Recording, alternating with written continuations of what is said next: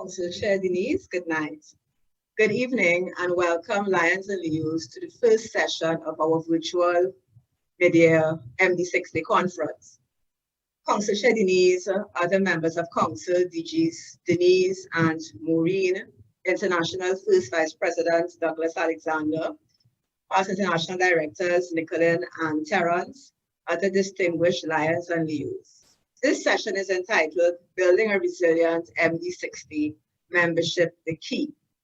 As we know, the current and the ongoing and seeming never-ending COVID-19 pandemic has challenged the multiple district Lions and Leo members.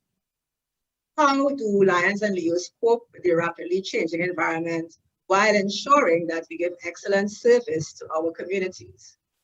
Even more critical is how we as members use this current scenario as an opportunity to pivot to a new type of member in order for the organization to maintain relevance to our evolving Caribbean society.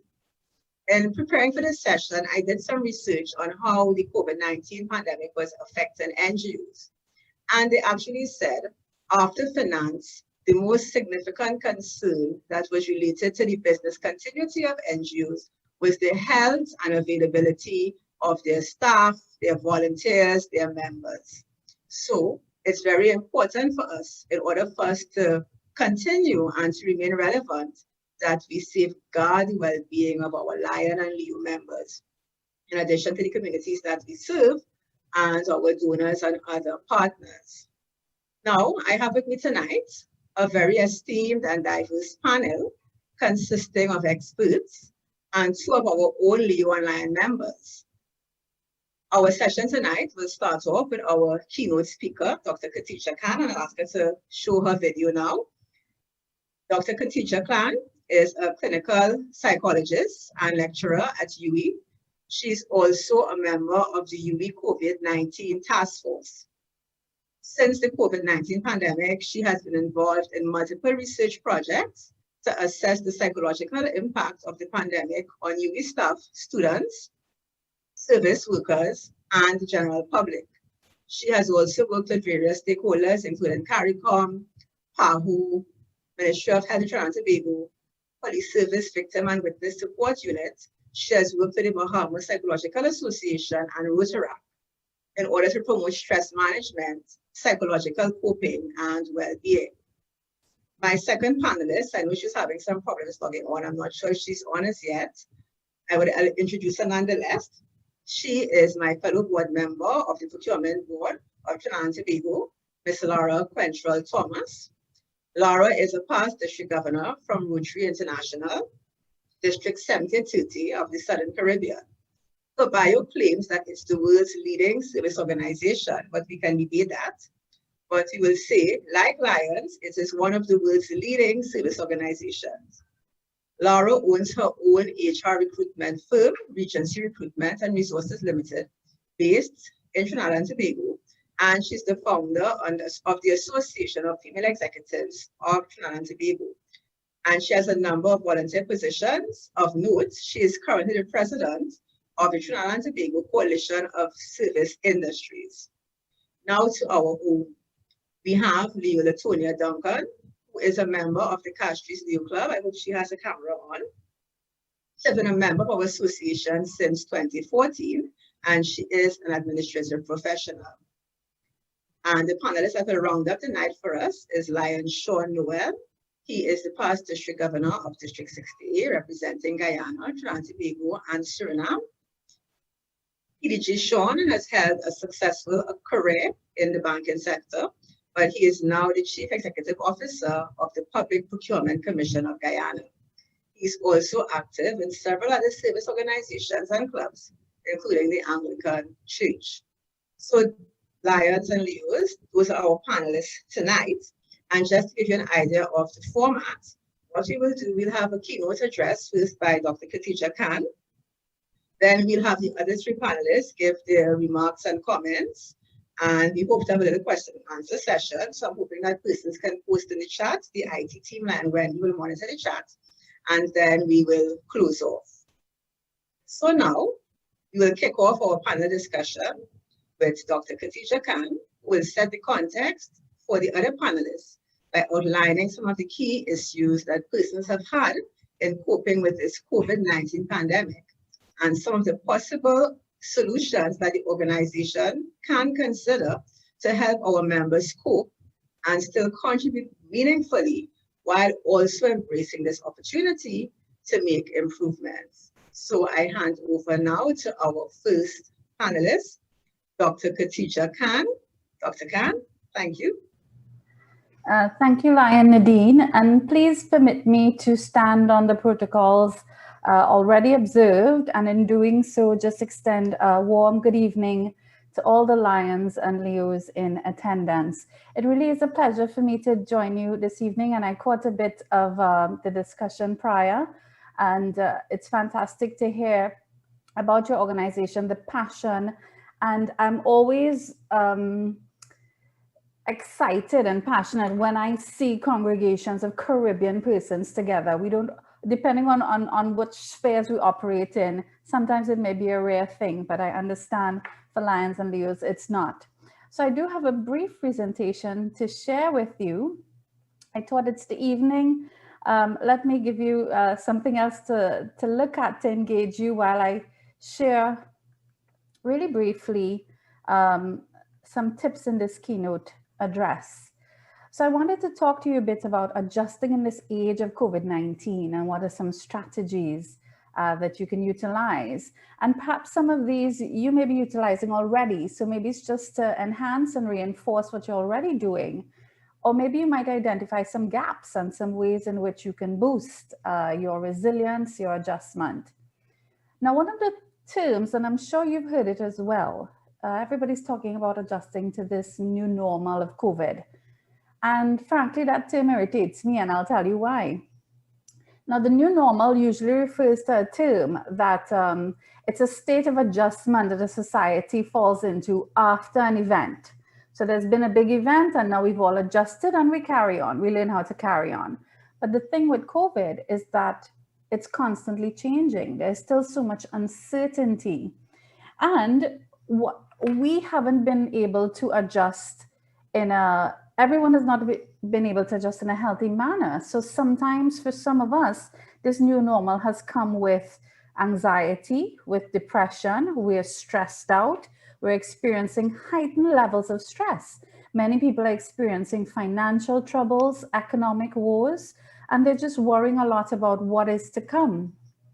So in considering that, maybe we need to rethink this concept of this new normal and how we're going to adjust in a playing field that is not level, but also one in which the game is changing and we're not sure when it's going to end. So if we think about how we're going to approach this mentally in order to allow us to adjust in different ways, we need to have good resilience. Now, resilience is not just something for children, or it's not just something that you're born with. Resilience develops and it builds as a result of the experiences you're going through. So actually this pandemic is also giving us an opportunity to further hone our resilience. And there are certain things that can affect that. So as you can see in this graphic from Harvard University, there are things that can take a toll on your resilience. So if you're dealing with more negative outcomes, it can take a toll. So whether you're feeling the hard effects of the physical distancing, the closed school, having to help your children online schooling while maintaining your full workload, maybe you've been directly affected by COVID, by the virus itself. But there are also some positives. So maybe many of us are realizing the strength of some of our social relationships. We are fortunate that we still have our stable jobs.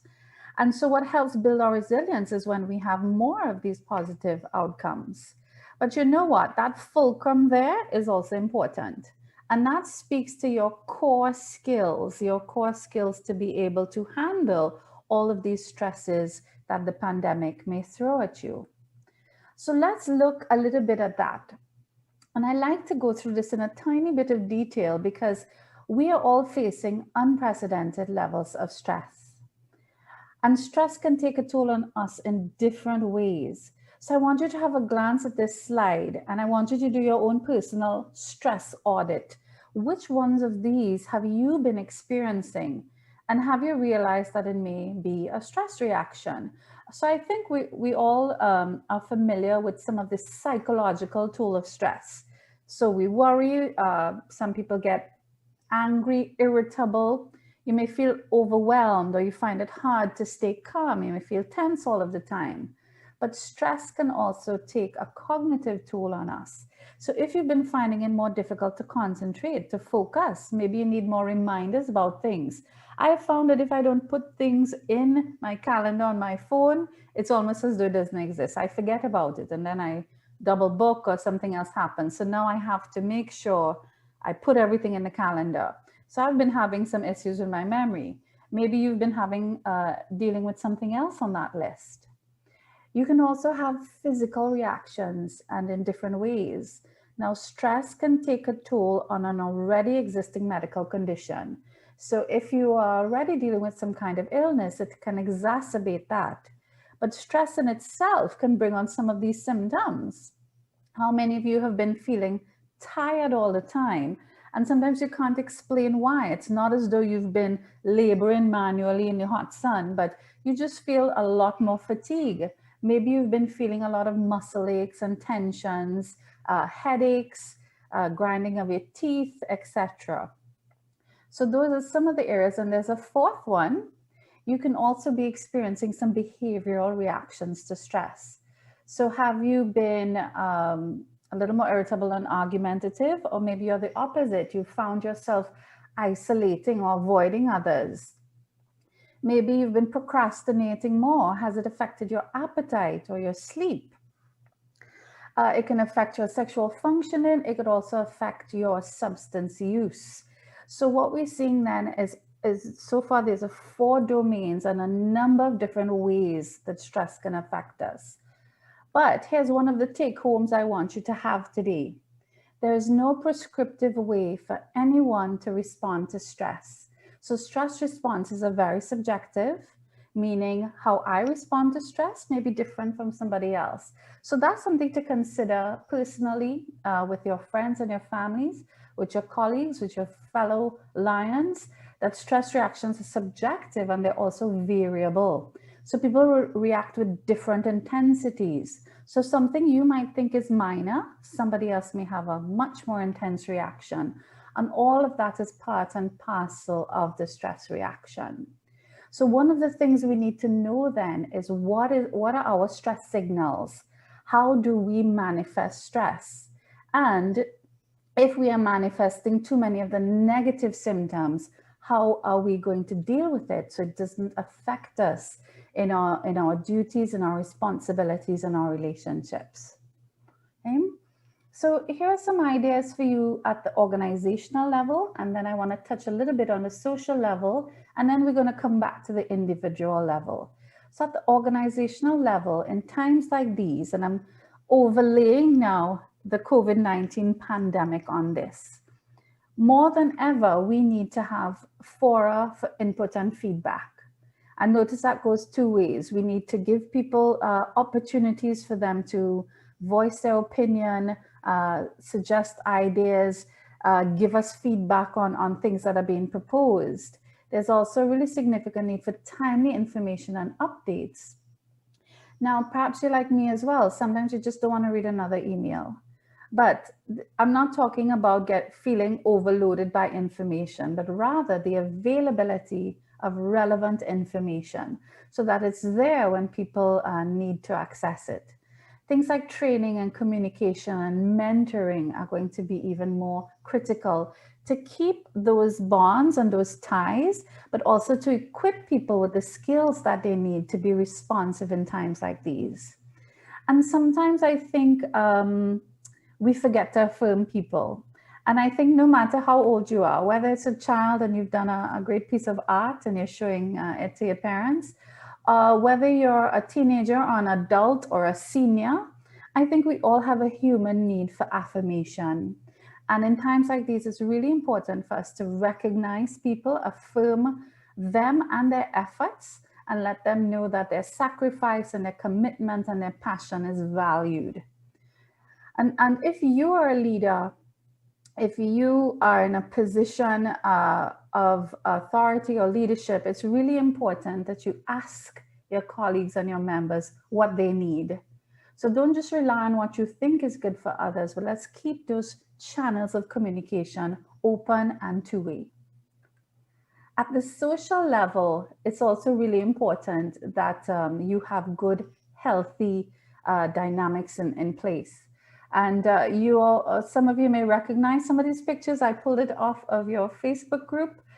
So we have here, this one is actually from today, the Men of Mona. We have here a group from Saba, and this group here is from St. Lucia. So it's really nice to see all of these pictures of these healthy social interactions. That's going to be important in getting you through it as well. So whether you have a formal buddy system where you're paired up with persons that you check in with and you bounce off of, those could be formal or informal. But these social groups are also really important to crowdsource options and solutions. You can bounce ideas off each other. You can vent and problem solve together. But guess what? Here's the caveat. People who have social networks with a lot of conflict, or as we say in Trinidad, plenty bacchanal, that's actually not a healthy thing. People show poorer physical and emotional health after a stressor. So the quality of your social support is important. So I hope that you are, that your social networks within the Lions and Leos is a healthy source of support for you. And you might think about maybe auditing some of your other social groups and whether it's the healthiest thing for you. So coming back now to the individual level, I just wanted to leave you with 5 tips to get you thinking. Now, this is a big topic. We could talk for a long time about mental health and how to adjust in these times. But I'm going to leave you with 5 tips that I hope resonate with you, at least one of them. And the first one, you've heard it before, but I do want to emphasize it. It's really important. Staying connected. Remember, we're physically distancing, but we're not social distancing. So we want open lines of communication and regular check-ins, especially if you haven't heard from someone in a while. But it's also important that we know how to check in, especially when it pertains to mental health. Because sometimes we think, well, mental health is private and you don't want to pry into people's business. So this meme here I like because it gives us questions on how we could ask someone about their mental health. For example, how are you feeling today? Really? How have you been sleeping? But you know what? If we don't have the words to use, it's unlikely that we're actually going to say them. So I wanted to rewrite some of these, and because I'm Trinidadian, I've put some Trinidadian dialect in, but you could translate these into however you speak in whatever part of the Caribbean you're from. So, how you going, Nadine? Really? You eating properly? You're drinking enough water? Let me do something online together now. What you feeling for? So the more we are able to have that narrative in our head, the more likely we're actually going to use those statements. And checking in on mental health is a sign of compassion and caring. You're not being feisty and out of place. So I do encourage you to check in often. The second tip is about using healthy coping strategies. And hopefully you have a whole repertoire of strategies that you could draw on.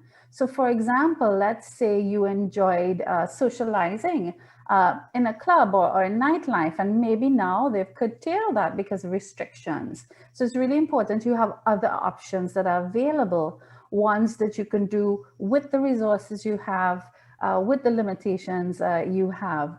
So for example, I'm sharing a few with you of mine. So whether it's engaging with your pets, these are my nieces and nephew, and the pandemic has brought out the gardener in me, albeit with succulents, which are very tolerant of a little neglect. So it's my perfect kind of plant. So this is one of my Stapelia blooms, which seemed almost surreal, but I enjoy looking at it. And hopefully you have options as well. And hopefully you're sharing these with each other. If we had more time, I would ask you to put some of those in the chat so I could check in. And remember this, oftentimes we think of self-care as a luxury. When I get some time to myself, I'll do X, Y, and Z. But remember what they say on the plane, in order to help someone, you need to put your own mask on first. So I want you to think of that. You cannot pour from an empty cup. You're in the business of service provision. You are there to serve others and help others, and you cannot do that if you have depleted your own tank. So I do encourage you to have a healthy repertoire of self-care as well. Tip 3 has a lot of evidence behind it for mental health, not just physical health. So I'm not talking here about exercise for weight loss, exercise just for things like cardiovascular health. I'm talking about exercise for mental health. There's a lot of evidence that shows it to be effective for things like depression. It's associated with increased serotonin levels. That's a brain chemical associated with depression. It increases our own endogenous cannabinoids or feel-good hormones. So if you have the recommended guidelines are 30 minutes, at least 5 days a week. So hopefully we're all getting in our dose of exercise. And here's the fourth one. And I like this one. You know, we talk about giving it your all. I'm going to give it my all, 100%, nothing less. Well, you know what? Some days you might be able to give it your all. So some days you might be, today, I'm going to give it my some. And that's enough. And we need that to be enough for some of us, especially those of you who are perfectionistic and you know yourselves. So I like this quote by Theodore Roosevelt: do what you can where you are and with what you have. Set aside those perfectionistic traits and concentrate on what you can do in the moment with what you have. And the final one, well, before I get to the final one, I really love this graphic because it speaks about the importance of small steps. Sometimes we think about our goals and we think, well, you know, this pandemic is preventing us from achieving our goals. But small steps in the right direction is what gets us there. So let us do what we can. And sometimes small steps can even be a little more effective in times like these. We want to be this person on the left, not the one on the right, who is holding on to this rigid ideal of what this step should be. So let's channel this guy or gal on the left. And finally, and I got this quote off of the Lions International website, and I thought it resonated with me, and I hope it does with you as well. Remember your purpose. So times when you feel as though your passion is waning, your motivation is waning, remember your purpose. Lions serve, it's what we do. And while the coronavirus COVID-19 pandemic has changed the way we live and work, it has not changed who we are. For every need, Lions find a way. So hopefully with all of these tools in your mental health toolkit and with your repertoire of coping strategies, you will be able to pivot in whichever way you need to continue serving your purpose. And with that, I thank you.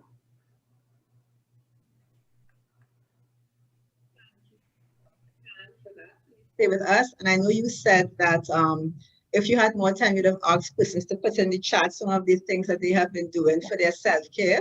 So I would still encourage them to put in their activities on the chat, because we're going to have an interactive session, hopefully, after the panelists speak.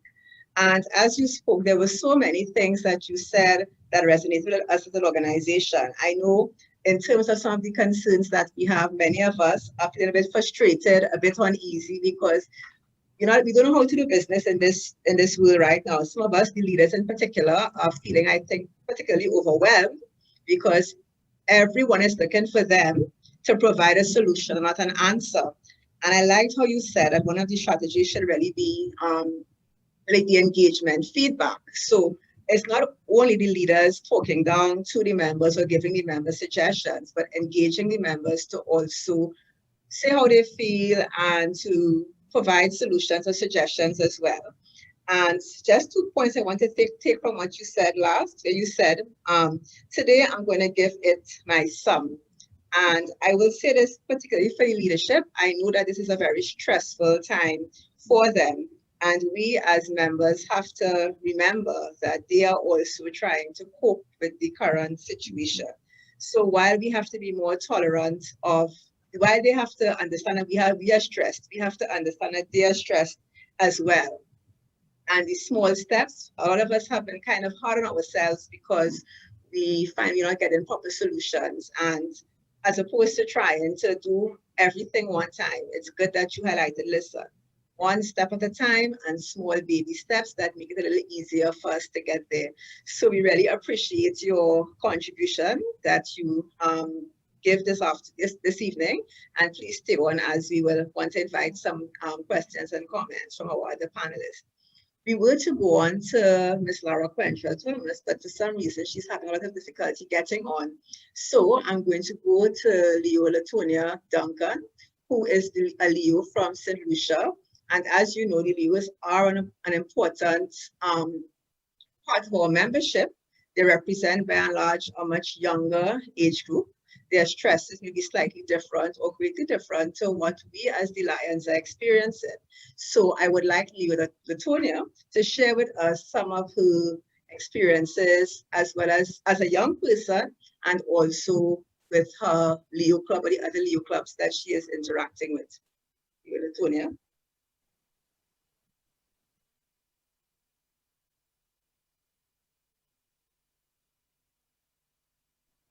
You're muted if you're speaking. You're still muted.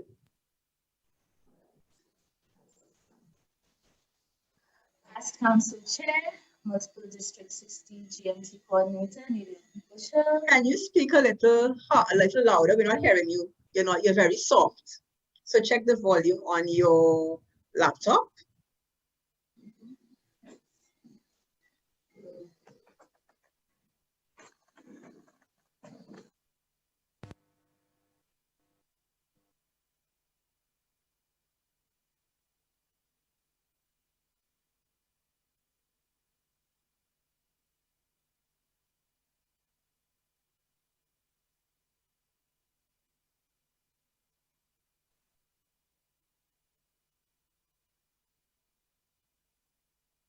We are not hearing you, actually. We're not hearing you at all. Not now. I'm hearing you now, but just probably speak closer to the microphone and speak a little loud so that we can hear you. Past Council Chair. Right. Yeah, we're hearing. Multiple District 60 GMT Coordinator, Nadine Busher. Council Chair, Denise Forrest. International First Vice President, Douglas Alexander.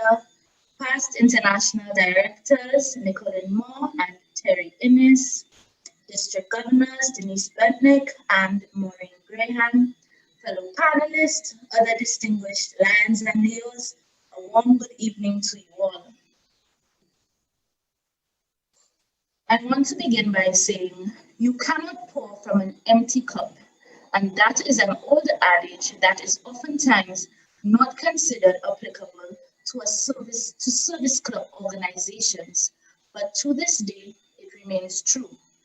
The personal well-being of volunteers is paramount, and the correlation between our members' personal welfare and their ability to function as strong and active members of the pride is something we should not take lightly.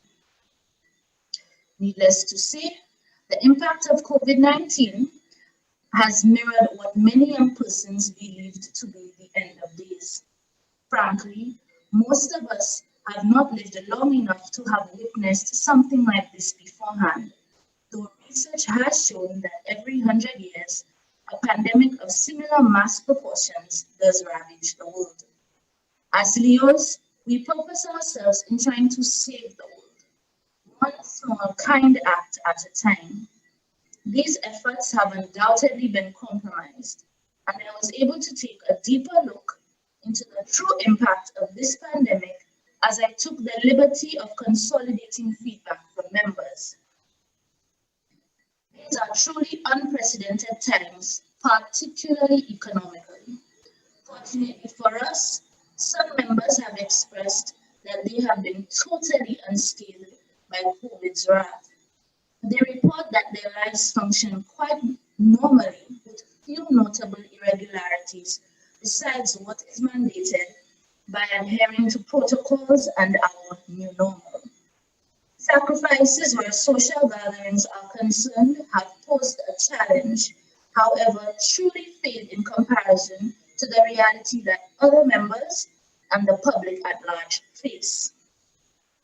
On the other end of the pendulum, some of our members have reported being subject to long periods of unemployment, and for others, salary cuts amidst increased work requirements.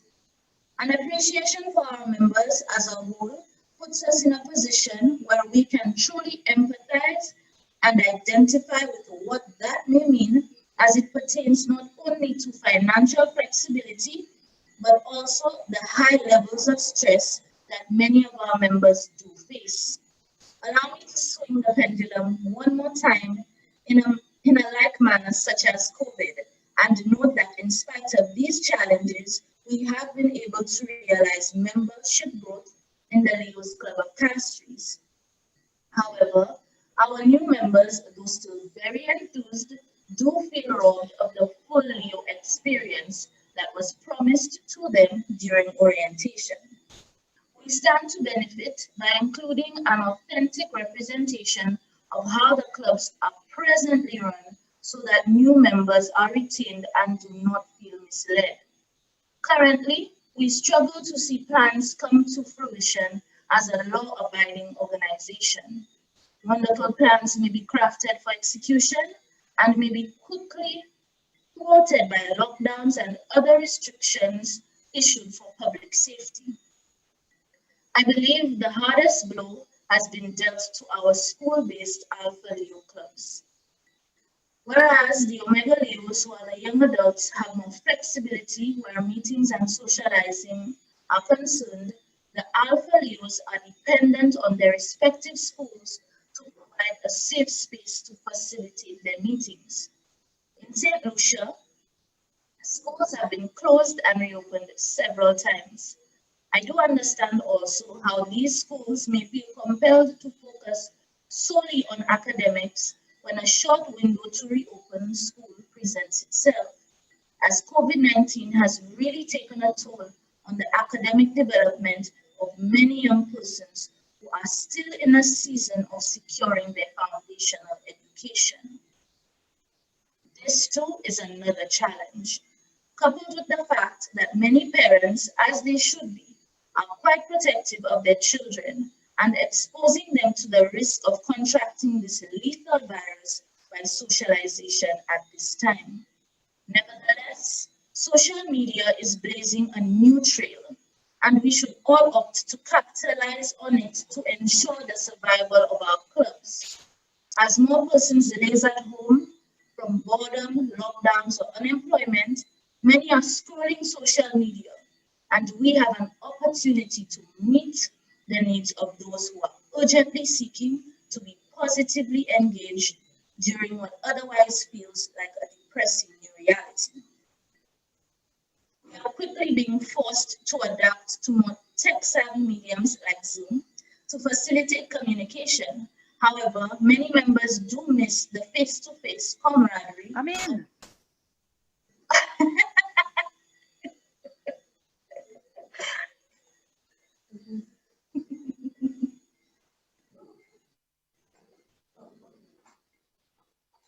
Go ahead, Leo Latonia. Lara likes to make a grand entrance wherever she is. Go ahead. All right. We are quickly being forced to adapt to more tech-savvy mediums like Zoom to facilitate communication. However, members do miss the face-to-face camaraderie of simply meeting and serving alongside one another. I wholeheartedly believe that mental health and depression should make its way onto the agendas of all of our clubs, as this pandemic has been very mentally taxing on both Lions and Leos. I want to remind you here this evening that high-functioning depression does exist and is subject to be made worse in this current climate. This is not something that we should take lightly. We need to be especially proactive where this is concerned. Let us equip our members with coping skills. We could have online socials where we have guest speakers who give members life tips and motivational talks as to how to foster better mental health. Let us deploy our creativity swiftly and pour into the cups of our fellow members who may at this time feel a strong conflict of duty as they struggle to extend the help to others that they in turn so desperately need for themselves. I would imagine that it appears that I have taken a rather personal approach to viewing the impacts of COVID-19 on membership. However, COVID-19 has had a rather personal impact on many individuals. The day-to-day happenings have not halted. We still have members who are bereaved from the loss of friends and family members, as persons do continue to pass away from other causes. Normal occurrences and disturbances of our usual flow are now exacerbated by the very presence of this pandemic and all the variables it oscillates between.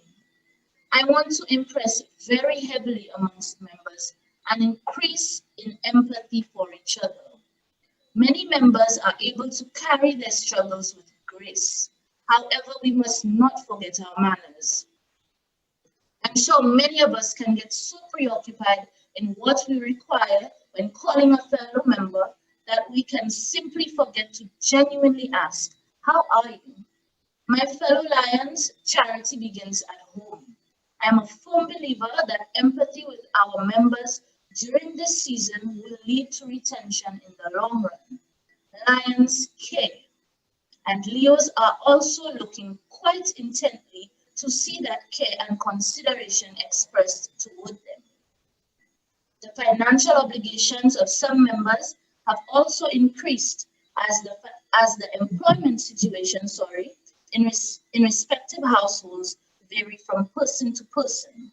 We run the risk of handling situations concerning outstanding dues quite insensitively, and as such must deploy tact in ensuring that extreme indebtedness to the club does not befall members.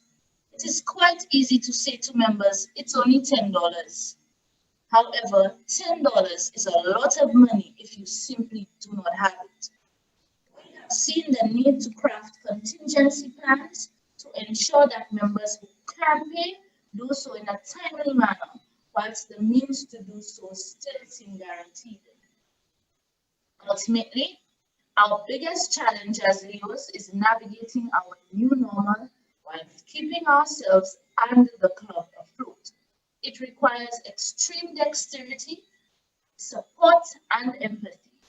We remain optimistic, encouraged by the fact that the seeds sown before are so well rooted that we are still able to retain member interest in spite of encountering numerous struggles as a result of this unrelenting pandemic. I want to end by paraphrasing the oxygen mask advice given to us when aboard planes, which most of us now, unfortunately, no longer take to go anywhere. In case of emergency, should the cabin lose pressure, oxygen mask will drop from the overhead area. Please place the mask over your own mouth and nose before assisting others. Again, we are facing a state of global emergency. Please remember to put on your mask first before assisting others. Thank you.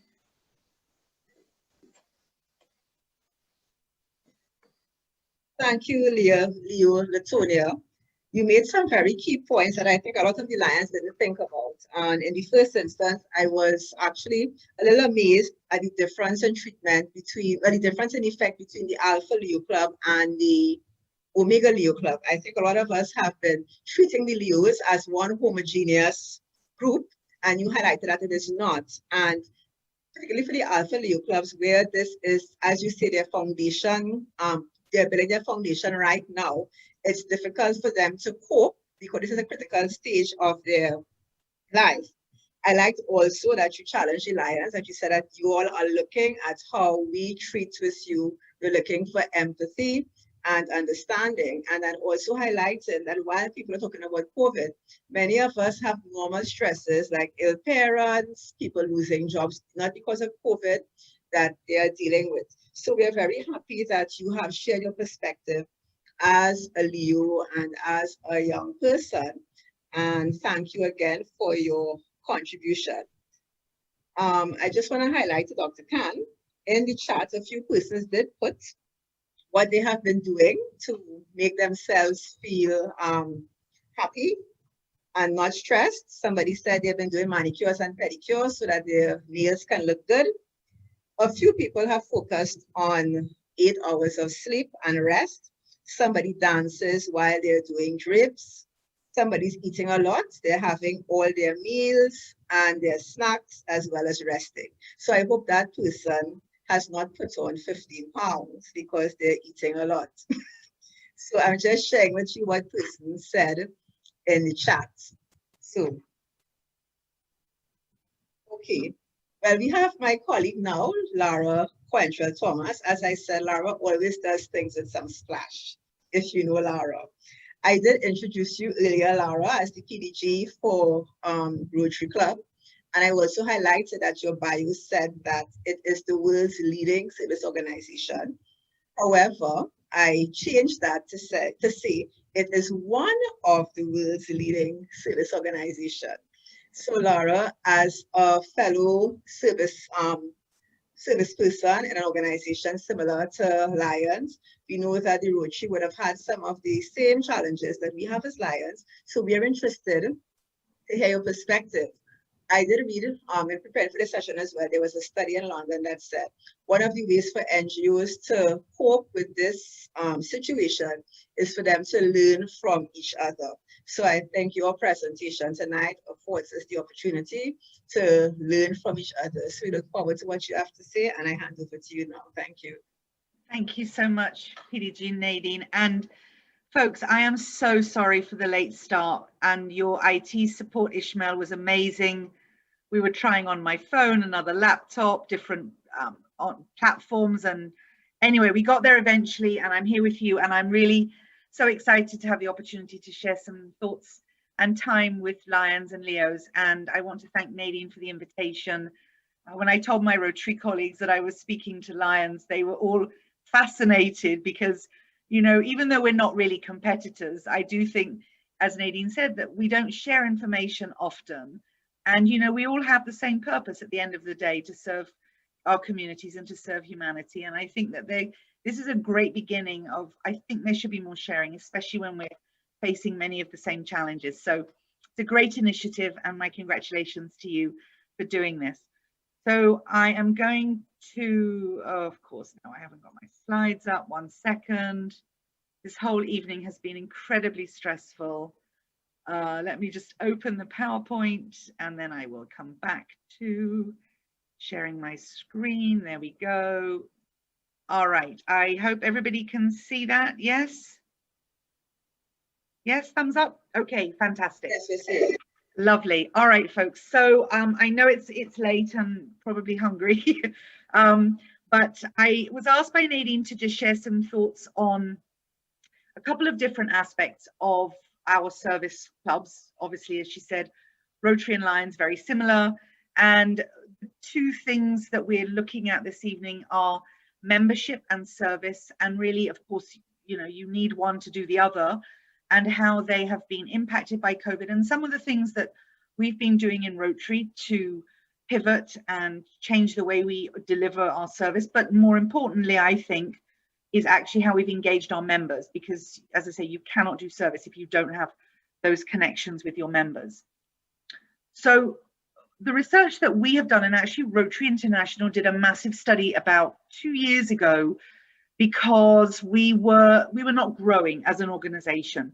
We have been stuck at 1.2 million members for the last 15 years.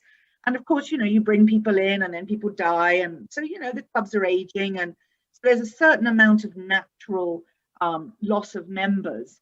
But what they did in the study, when they were looking at why people were not staying in Rotary clubs, they found that most people who did leave, service clubs generally, but this was obviously a Rotary study, leave within the first 2 years, and they left because above everything else, they felt disengaged. So yes, we know that many of us, our members, are struggling financially, and I heard your Leo speak about that just before I came on, and that is a challenge, and we have to adapt to that. but it's really been the lack of engagement. And this was even before COVID. So one of the things that we have been encouraging Rotary clubs to do, and I think is a very useful mechanism for any service club, is to have an intentional, which means written down, formal, articulated recruitment and retention strategy. I've been in Rotary now 20 years, and in my experience, recruitment has been a very sort of arbitrary, well, you know, this guy asked me about Rotary, or I think my bank manager would be a great member. And it hasn't been a strategic exercise done by clubs. And then when we bring people in, we've also not had a strategy about how we retain them. And so as I said, we've not been growing. We've had this sort of stagnation globally of Rotary membership. And so coming out of that is clubs being challenged to actually have proper recruitment and retention strategies. And this then enables us to build clubs that are resilient, which is obviously essential now with COVID and the challenges that we're facing, and then sustainable, so that your club is going to be able to survive and go into the future.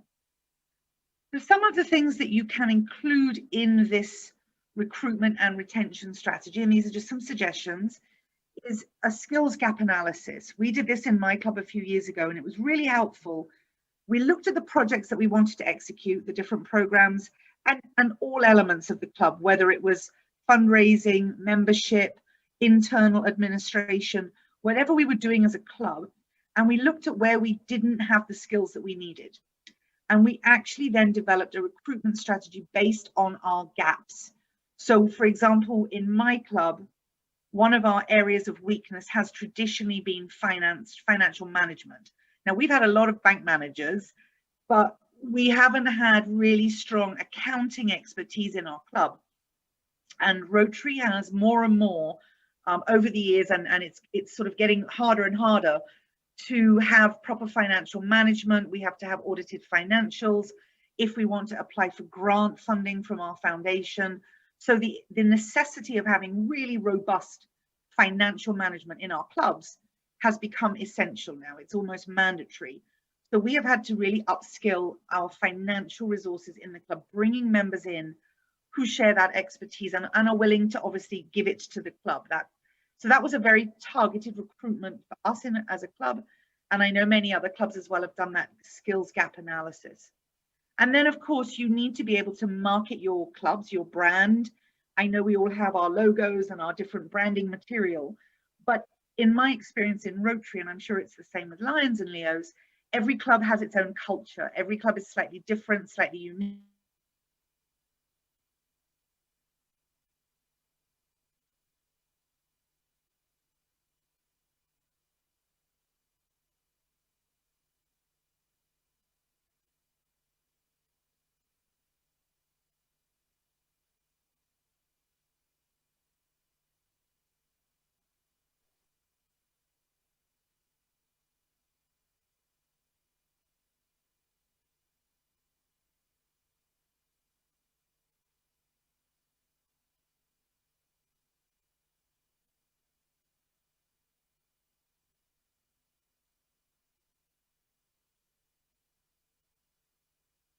Hi, I'm just realizing that I think I'm not hearing Laura again.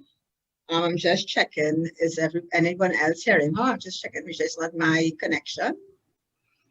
No, I'm not hearing her either. I think she froze. And I think she just dropped off. Okay, can I ask Wendy, can you check on her to see what's happening? Okay, calling her now. Okay, thank you. But in the interim, before I go on to Lion Sean, I would probably just like to ask Dr. Khan. I mean, should have heard what the Leo said so far and what some of what Rotarian Lara Quentrell Thomas said. And if there was anything there that you probably picked up on that you would like to share at this point in time, or any of the comments that the person said on the chat that you want to make a comment on. Well, one of the things I'd like to say is I think often in organizations, the solutions, the ideas, the strategies are there. You have all of this talent, and it's about being able to harness it. And I think that point Lara was making at the beginning, and Latonya mentioned it as well, that one of the things COVID can do is alienate people or make it a little bit harder for them to become engaged. So I think that's going to be our challenge. How do we still keep that engagement? We all know the joys of the face-to-face and interacting. It gets you through tough times as well. So how can we still maintain that and still get that momentum going? And I actually think you have the ideas in your group. So I think it's important that you all tap into each other, listen to all of the voices, different personalities. Sometimes you have people who it's easier for them to speak up because of their personality. And sometimes we have to remember to check in with the ones who are a little more silent, but often have really good ideas as well. And yes, I did check in the chat, and I've been loving the variety, the range of self-care, of just the repertoire of things that can help you to rest and relax. And it's really important that people find things that suits them. You do you. So if doing drapes is your thing, you do you. It can come in any which way as long as you have something in your repertoire. Okay, thank you. I see Lara. I keep saying Lion, Rotarian, Lara, you're on a roll tonight. Oh, I don't know what's going on. It's the internet gods are totally killing me tonight. Right, let's get back to the slides. I'm going to try and get through this before I get disconnected again. Okay, all right, my sincerest apologies to all of you for all the inconvenience. Right, so we're talking about recruiting and retaining members and engaging with them. And so some of the things that we have been doing in my Rotary Club, and we've been sharing with other clubs in our district, is really about telling our story. And historically, I don't know how much you know about Rotary, but Rotary was in the beginning an invitation only organization. It was not an organization where we told the world who we were. You had to be invited to join. So it was a very elite, exclusive, many people thought of sort of a cult in some ways. And that has really changed over the last 10 years. And we are now encouraged in fact, there are even awards now for clubs that tell their story, of course, using social media, having partnerships with newspapers and journalists and so on. And it's also an important way to attract new members, but also let them know that they're part of something that is really telling the story and communicating what you're doing as a brand is so important for that feeling of pride in what we're doing as a Rotary Club or Lions Leo's Club, so that they feel part of a community and they're excited to get involved. Another thing that was an important lesson for us in my Rotary Club was communicating very clearly upfront, early, what it means to be a Rotarian. And that's everything from your time commitments, your financial commitments. I remember so distinctly, we had a gentleman who came in as a guest about a year ago before COVID. And at his very first meeting, he had to ask to borrow money to pay for his lunch. Now, I'm not disparaging his financial situation at all, but being a Rotarian costs money. You have to be able to pay for lunches, you have to travel to conferences and all of these things. So if you are unable to now this is different from our Rotaract, which is similar to your Leos, it's a different financial structure, but certainly to be a member of a Rotary Club and not be able to even afford the most basic of our sort of costs, obviously was a red flag for us. And unfortunately, the gentleman couldn't stay on. And I think it was actually just a particular moment in his life. I don't think he's necessarily, financially challenged elsewhere. But it's important to let people know up front, this is what we expect, by and large, in terms of your time commitment, your talent commitment, and your treasure commitment. So time, talent, and treasure, this is what we look for. And if you can't make and keep that commitment, then this is going to be a problem. And we are going to find it difficult for you to be, that's who we are as a club. And then, of course, part of the orientation for us has been really we have a training center online where there are tons of certificate programs and webinars and videos that new members or prospective members can go and look at. We have conversations, we show them at our meetings to really try and raise the profile, not just of our clubs, but of what we're doing globally as an organization, because that's also part of the appeal, is being part of a global brand. So, you know, you're the Coca-Cola or the Nike of service organizations, and what we're doing around the world is important. That message is important to share.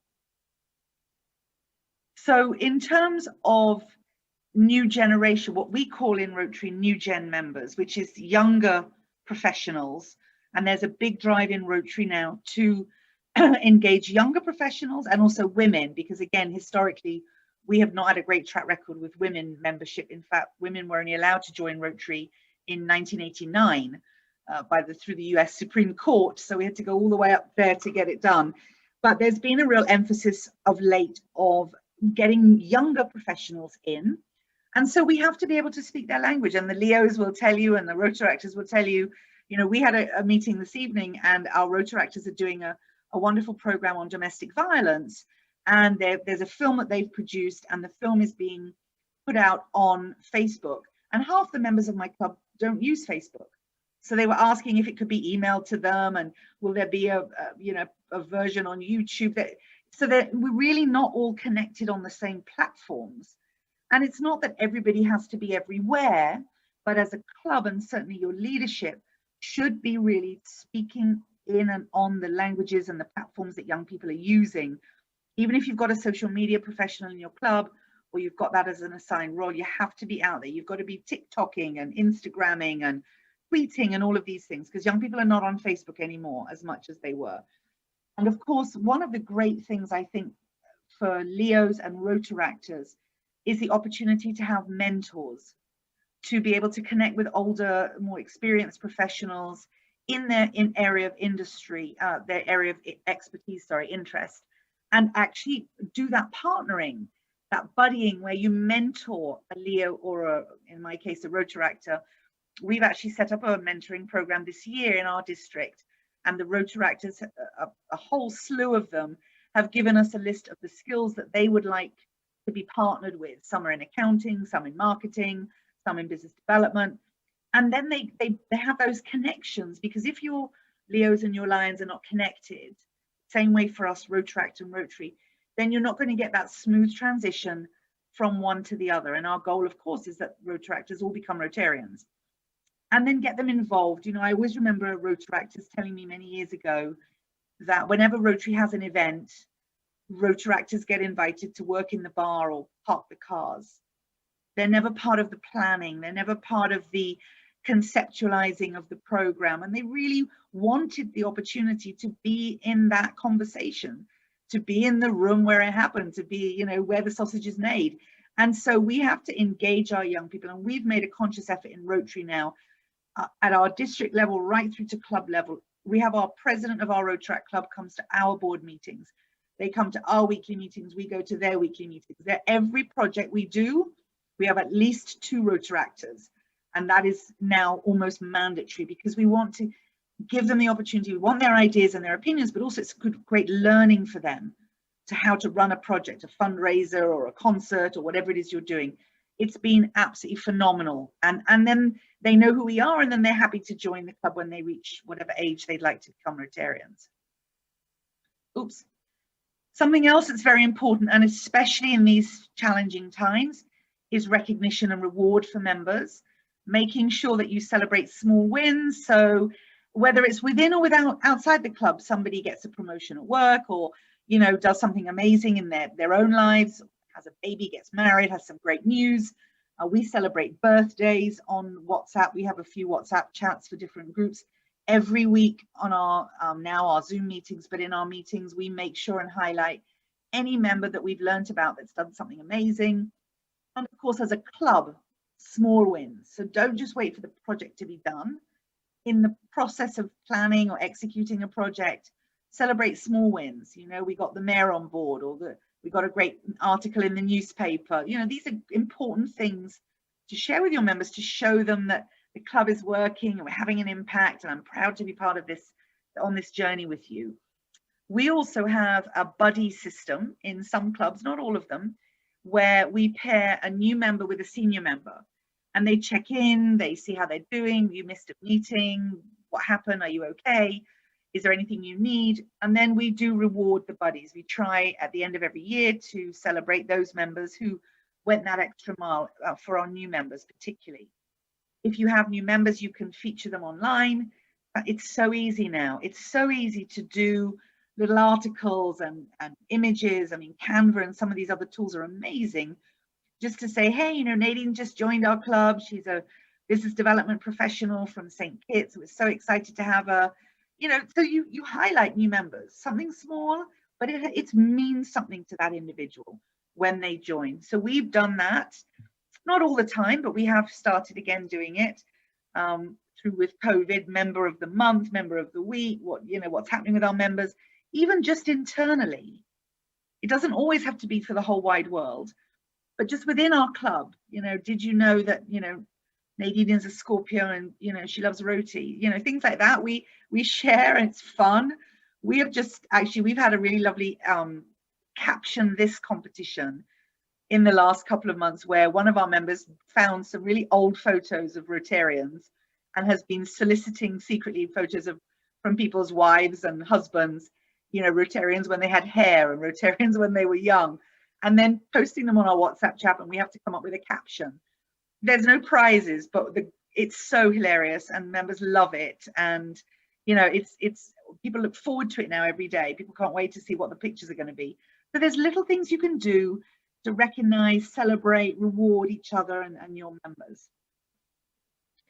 And of course, as clubs, as individuals, as organizations, we have to adapt to survive. We have to improvise. We have to pivot, all of those good words.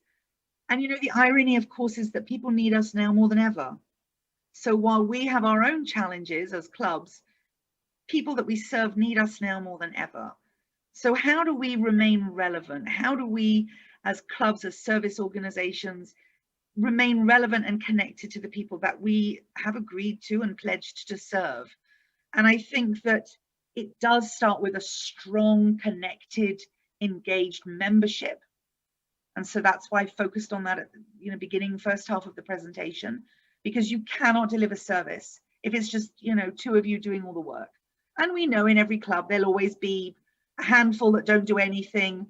In Rotary, we call them rhinos. So, you know, they are Rotary in name only. So they're not really doing anything. But, you know, he was a president in 1962, so nobody says anything. But, you know, the core of your club and the majority of your club should be engaged in some way, some more than others, right? We know that people's giving and their time and all of those things is different levels, but it can't be zero. It can't be zero. There must be something that you can give. Maybe you can do a little artwork for our social media page.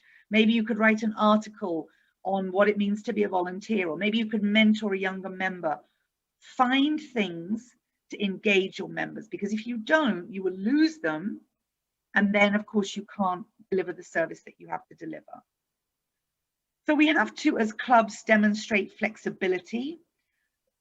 Excuse me. And, you know, there's a ton of material online. I'm not going to spend time really on talking about how, as leaders and how, as club managers and club directors, we demonstrate flexibility. But it starts at the top of your club. It starts at the top of your district. Your district governor, your assistant governors, your club presidents, your board of directors must be able to demonstrate flexibility in leadership, especially now. And I think even when COVID is eventually behind us, the world is not going to be the same. You know, we are doing far more online. We are delivering our services in a different way. So we have to demonstrate to our members and our communities, all of our different stakeholders, that we are flexible leaders.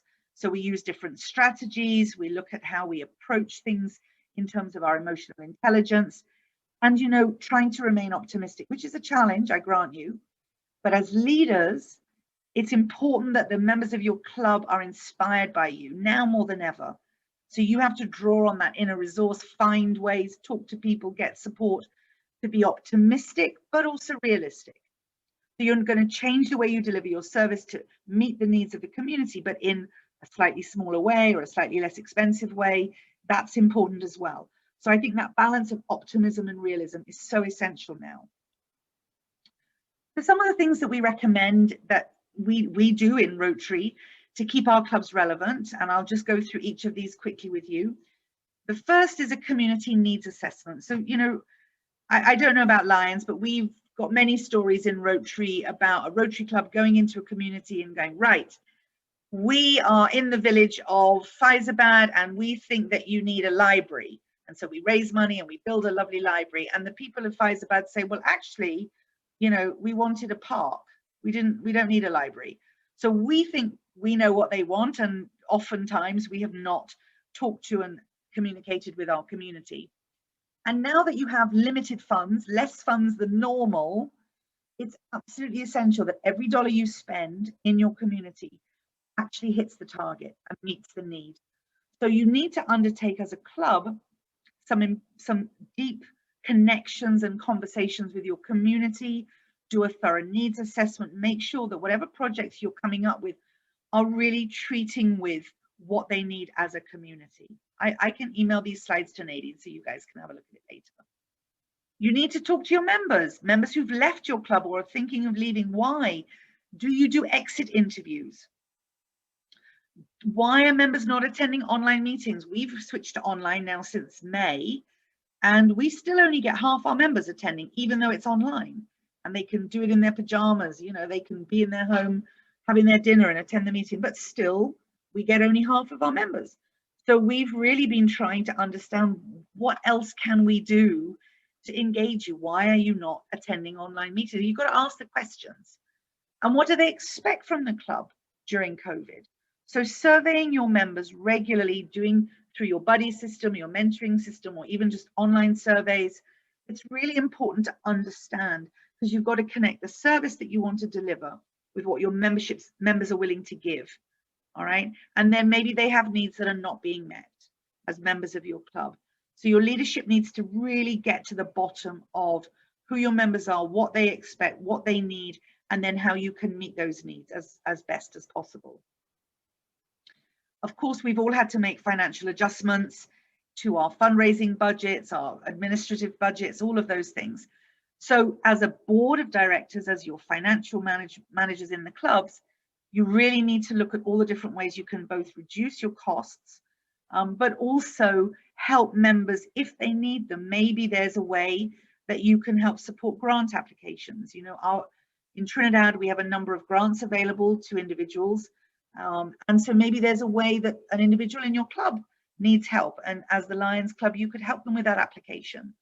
Maybe there's an opportunity to access some financing that, you know, to help with the projects that you'd like to do, either through grants or loans. Again, the value of having audited financials, right? You've got to have a strong financial base, but you need to explore different options, and maybe even partnering with other clubs to reduce costs if that's a possibility, or to raise more money.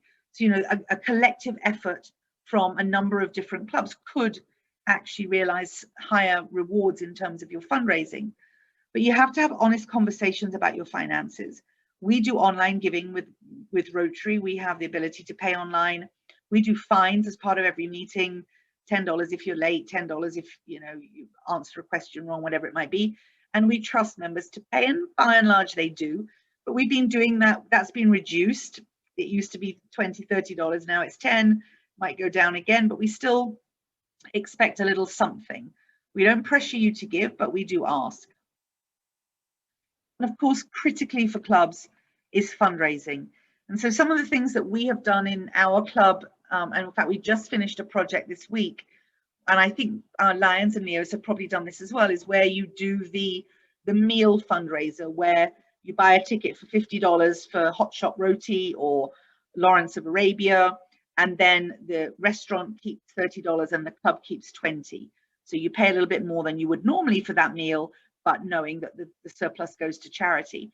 We actually were really worried that this year it was going to be a terrible, really difficult effort to sell tickets. We had to print extra. We almost doubled our print run. And I think it's a combination of people fed up of their own cooking and staying home and cooking, but also in Trinidad, a lot of people understand, I think, the need to support local business and to support local restaurants.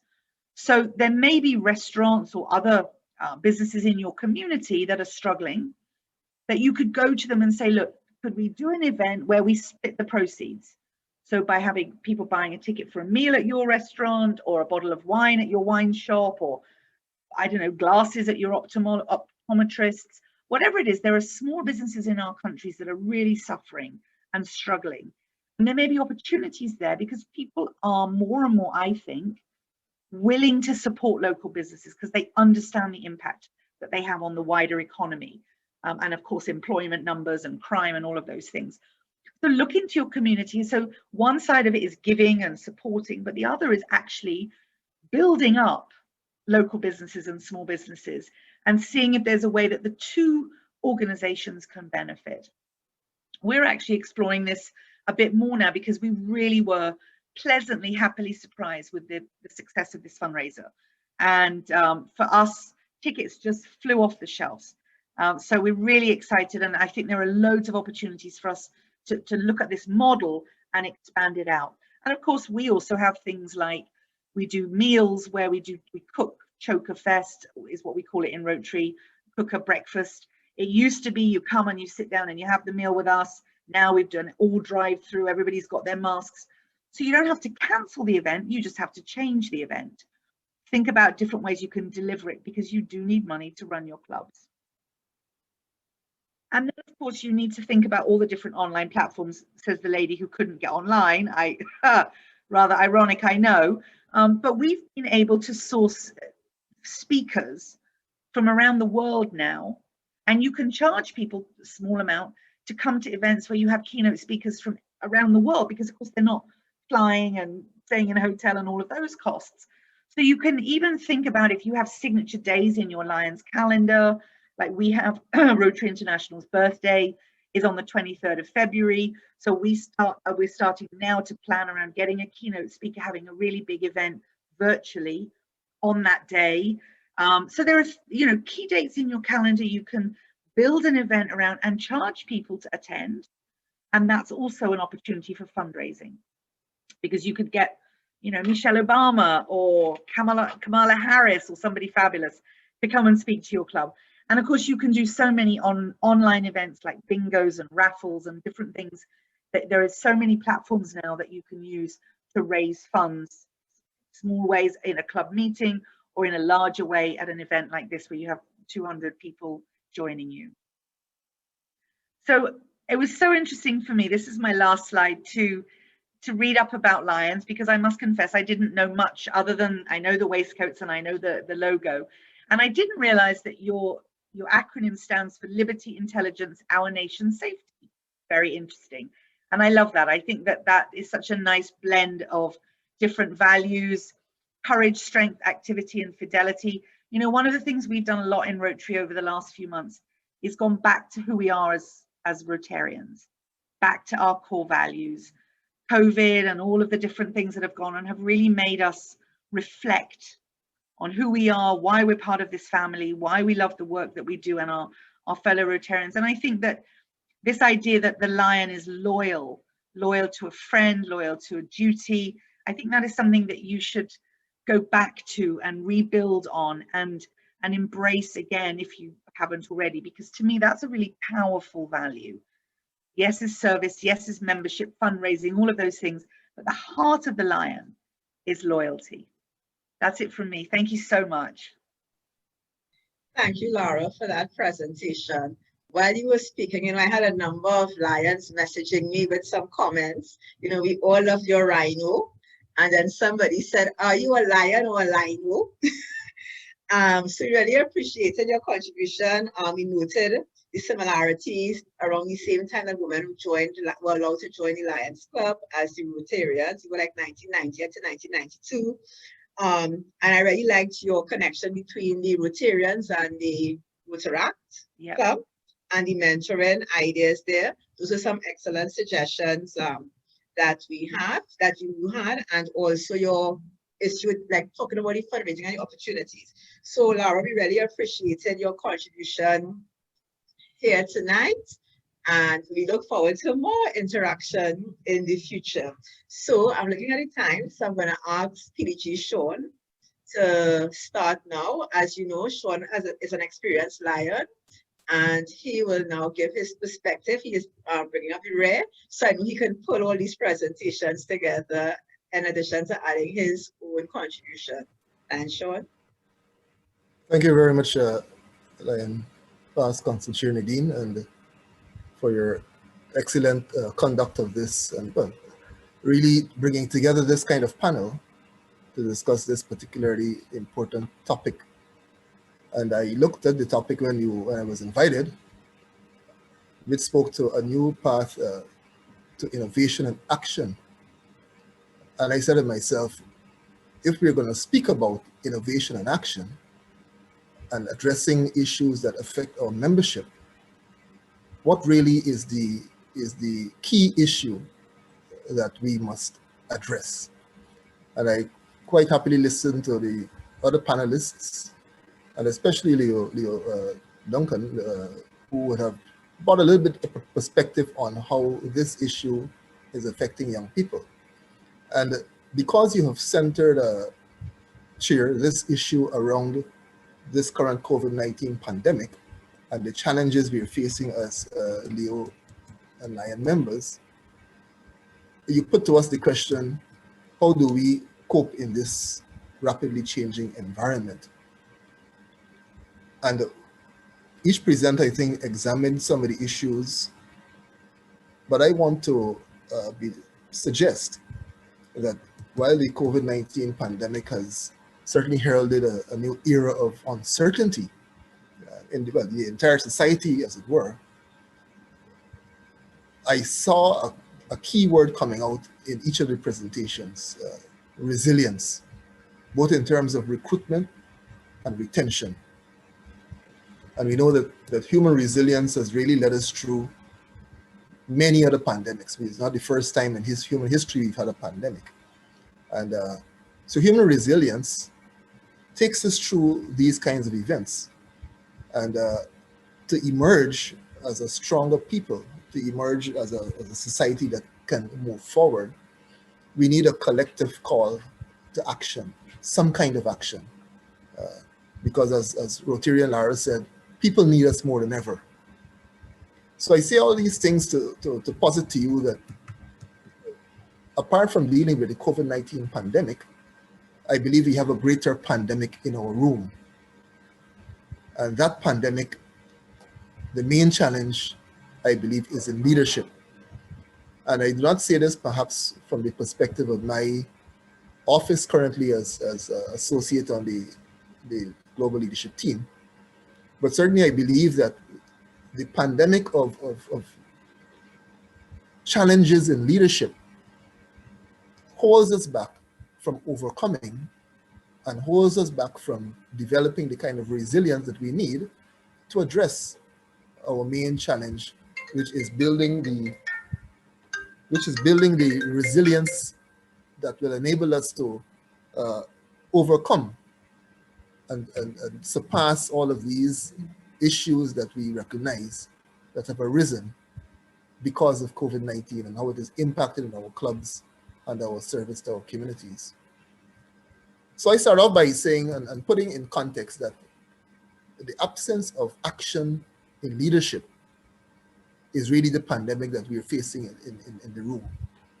And when I say the absence of action in leadership, I don't speak particularly to our leaders, our traditional leaders, the district governor or the club president. Each of us in an organization has particular responsibilities.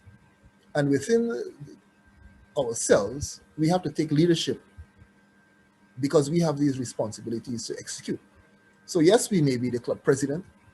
Yes, we may be the head of a committee, but we all have a collective call to action by leadership and taking leadership for what we have to do in making our clubs better. So I think generally from when I listening to the presentations, the first thing we must do is understand what people are going through, what our members are going through, and then we come up with ways in which we respond to these appropriately. And Rotary and Lara gave us quite a menu of responses. But what I would want to zero in on, as I mentioned, is within us and within our leadership, we have to really show up at our best for others in difficult times. And because of the fact that we've gone through pandemics, we've gone through issues before, we know that we are prepared. But then how do we prepare ourselves and how do we lift our response as leaders to make a change or to make different the situation that we are currently facing? And I think it's really, as I mentioned, personal action. Whether it might be the president of the club, the secretary, the treasurer, the chairpersons of committees, personal action and modeling. We have to model certain behaviors within ourselves that will make the rest of the membership, the rest of our team, responsive. And the first personal action, I think, and first modeling we have to do is we have to create the vision. This is the pandemic that we are facing, or this is the issue that we are facing in the club. How do we address it? And we have to have our members understand that vision, participating in developing that vision and the responses, and ensuring that as a team, we move in a particular direction, the one desired direction that will enable our overall success. So leaders must be able to involve the members in setting the vision, setting the goals, because no team can succeed without that sort of focus. Then I believe we must show commitment ourselves.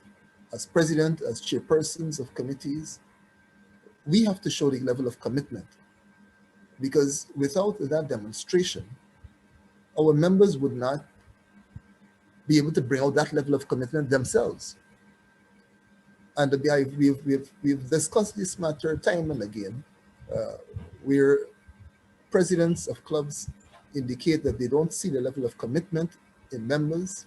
They don't see the level of commitment coming out in the chairpersons of the committees. They don't see the level of commitment coming out in the persons responsible for membership development.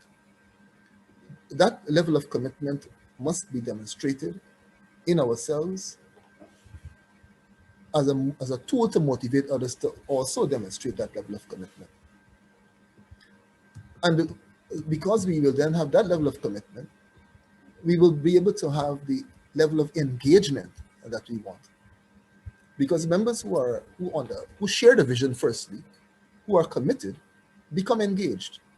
And when they become engaged, we have the kind of teamwork that allows us to succeed. And I think in listening to some of the presentations, that really is the key. Because members are not engaged sufficiently, you don't have that level of teamwork being displayed that will allow the club to achieve success. And it starts right from the level of the leadership, the president, right through to every member who has a core responsibility within the club. So we must encourage teamwork, and we must expect teamwork. And we must make sure that we encourage teamwork through the conversations we have. The leadership of the various parts of the club, whether at the level of the president, the secretary, the committees, they must have conversations. Do we talk regularly with the rest of our team? Do we encourage feedback? We spoke about recognition and reward systems. Do we encourage that within the milieu of activities that we do within our club? And when we do that, we're able to seek out the knowledge of other members, we're able to seek out their wisdom, and we're able to acknowledge their value. And because I believe that in addressing the challenge of COVID, it requires a greater togetherness, a greater bonding of our members. And there are a couple of key things that we must do to keep our membership together. And that's where the leadership in us must come out. I believe also that we must be able to focus on relationships.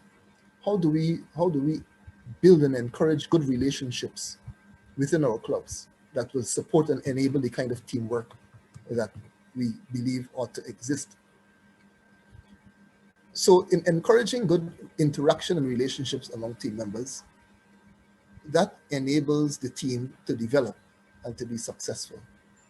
Because if we don't communicate with each other, if we don't build the kind of relationships that will have the team gel, we will never have the kind of drive necessary to accomplish the tasks. So I think this should be a real good takeaway, in that we have to address in the room the issue that we must all rise to action. We must all rise to action because it requires our leadership in every sphere of the club. And it must not be left to the president. It must not be left to the secretary or any other core member.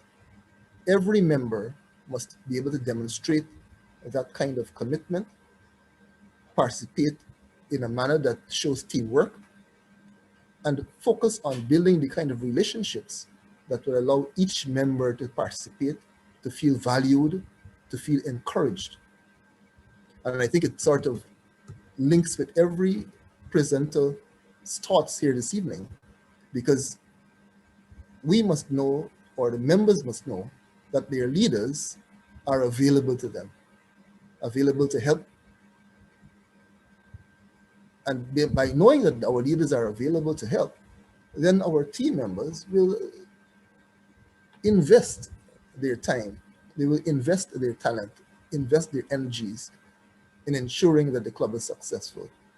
Whether they have to engage in the community through your community needs assessment, everyone will take on that role and take on their role seriously, because we are focusing, like I said, on building the kind of relationships within the clubs. We are letting our members know that as president, I'm available. As head of the committee, I'm available to you. And you're not on your own, as it were.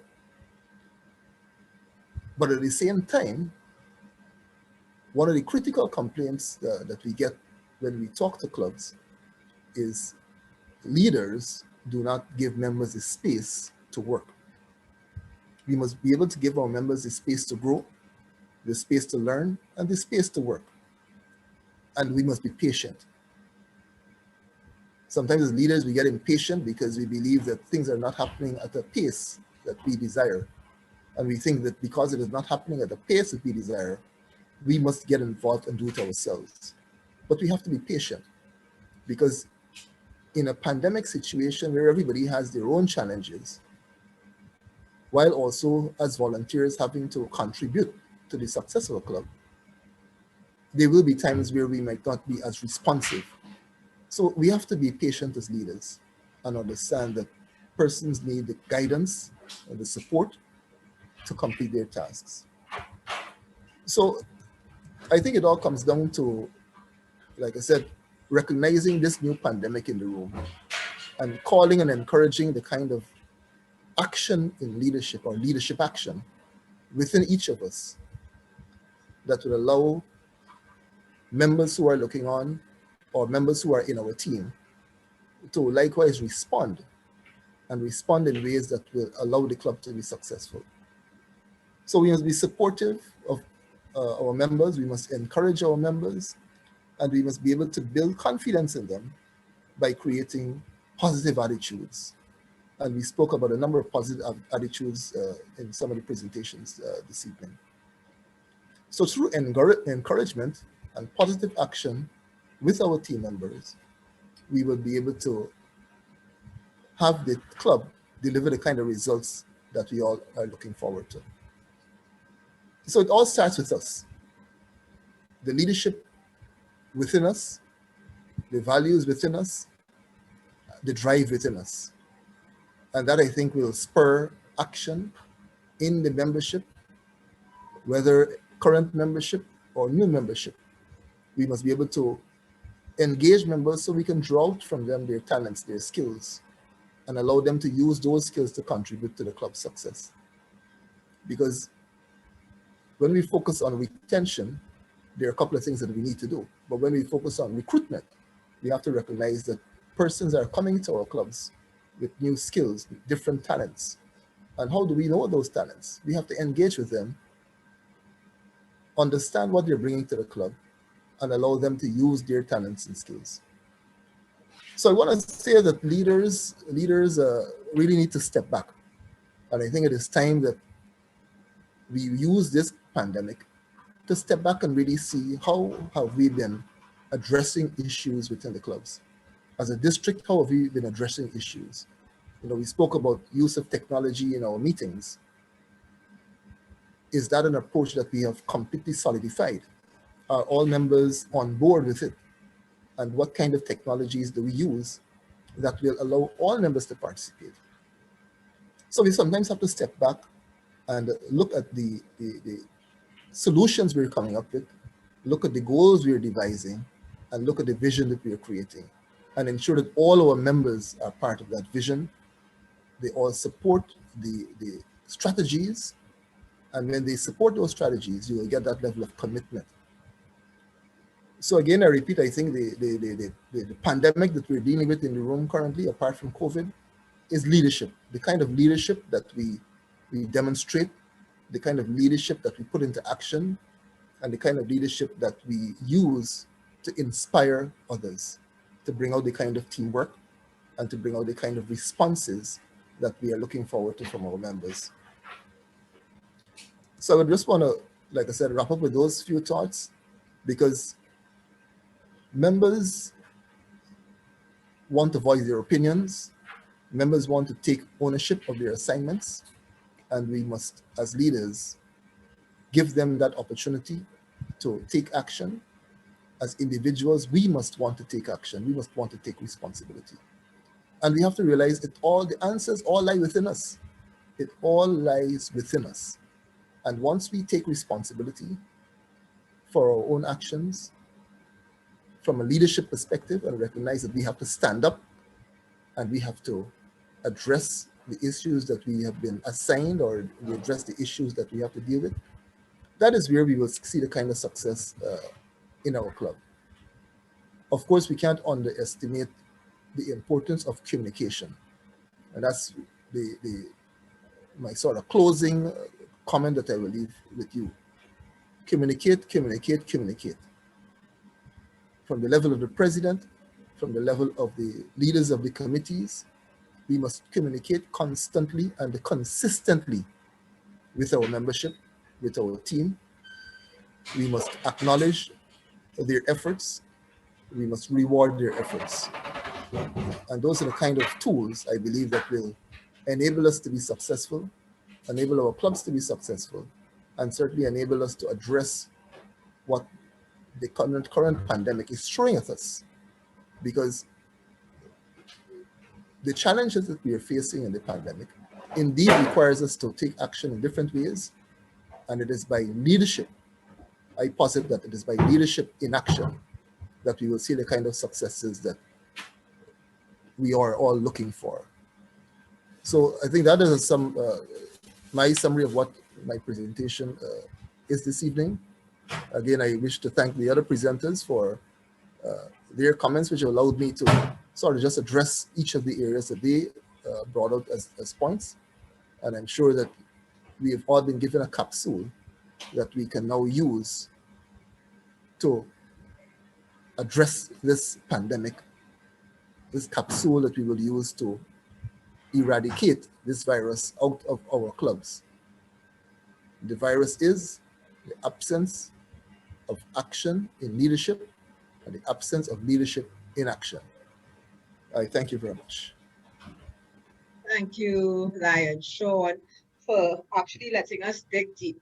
Everybody gave practical suggestions, but your presentation focused on the individual and the different levels that you have to operate at, the responsibility of the district governor, the council chair, to the committee member, to the ordinary member in the club. So this brings us to the end of our panel. I'd like to ask my two other panelists who have their cameras off right now to put their cameras on so that everyone can see who you are, and for us to give you a special thank you. I don't know if any of the panelists want to give any last words before I close. I'm aware of the time. We have gone over, but I think the members are very happy that they stayed and listened to these 4 excellent presenters. And I would like to thank you all on behalf of the council chair and the Lions and Leaders of Multiple District 60 for your contribution. Do we have any final comments from any of the panelists? Well, I will say a couple of, on behalf of the Rotarians around the world, I want to say thank you to Lions for this wonderful outreach and opportunity, and to wish you all success going forward. You know, it's really in serving others that we find ourselves, and I know that we're all committed to this cause. So thanks again for having me. My apologies for the technical difficulties, and best of luck to all of you. Thank you. Thank you, Laura. Leo Latonia, anything? Don't be shy. Well, I wanted to thank the Lions for so that they ever really leave us behind in anything. We're always included. But I really wanted to take the opportunity to thank them for including us, giving us a platform for all our views to be heard. And I can see a lot of engagement in the chat, and it's really inspiring to see that there are so many persons who are present this evening and are sharing in this. So thank you again for the opportunity. But you know, I was a Leo, so there's no way I'm having any session without Leos involved. So, Dr. No. Khan. Okay. Dr. Khan. Thank you, Nadine. Just to say a brief thank you. Thank you again for having me. It was lovely to share and to hear more from the other speakers as well. And yes, it's fantastic, the turnout that you have, and at this hour as well. So I do wish all the Lions and Leos across the Caribbean all the best. And of course, I do offer my support wherever it's needed again in the future. All the best. Thank you. And Sean. Well, I just wrap up by saying we must all lead by example. That we must set the kind of example in ourselves individually, that the others who are with us will take lead from that and will work alongside us, especially during this crisis. And we must be able to recognize that once we are together and once we take responsibility together, we will overcome this challenging period. Okay, I'm just going to share my screen. What I want to say here will, what is on the screen actually pulls all the presentations together. So they have, in terms of membership, this is my research again on what NGOs should do with COVID, what not to do and what to do. Do not panic, prepare and act. Don't have inaction, be proactive, take a proactive approach and plan. Don't say you can't do fundraisers, plan new fundraising approaches. Don't delay any appeals that you may have had, modify your appeals if needed. Do not put all your eggs in one basket. Example, that annual gala event. Some clubs have one fundraiser for the year. Now we have to diversify our fundraising avenues, look at getting digital, picking up our phones. Do not keep away from beneficiaries and donors. We must engage with our stakeholders. We have to keep that up. Don't use the same type of email and communication. Be creative and innovative in social media, phone call, webinars, live online events. Do not worry about staff working from homes and micromanagement. Sean just spoke about that. So we have to care about the well-being of our staff. We have to trust them, create a plan for them, and have the regular interaction. And most importantly, do not lose hope. Stay positive, focusing on what can be done and spreading hope. So we must be realistic. All the panelists have said that we have not changed. And the Rotarian reminded us that we as Lions means liberty, intelligence, our nation's safety. And at this point in time, that is critical. So we have no choice but to act. So on behalf of the Council Chair and the Council of Governors, I would like to thank our participants for attending this webinar. And to my panelists, thank you very, very, very, very much for your excellent contributions. And just to remind persons that we have events over the next 3 days. So tomorrow we have the climate change session as well as the virtual fundraising session. On Saturday, we have Past International Director AP Singh, and we have also surviving and innovating during COVID. So that is tomorrow's and Saturday's session. And of course, on Sunday or Saturday, so we have the video program. How could I forget the video program? And also virtual meeting etiquette. We have a packed day on Saturday. And Sunday, we have the media conference, of course, with our very own, the first Vice President of Lions Club International, Lion Douglas Alexander. So everyone, good night. Thank you for your attendance, and we look forward to seeing you for the other presentations and webinars over the next 3 days. Thank you. Okay, good night. Thank you, everyone.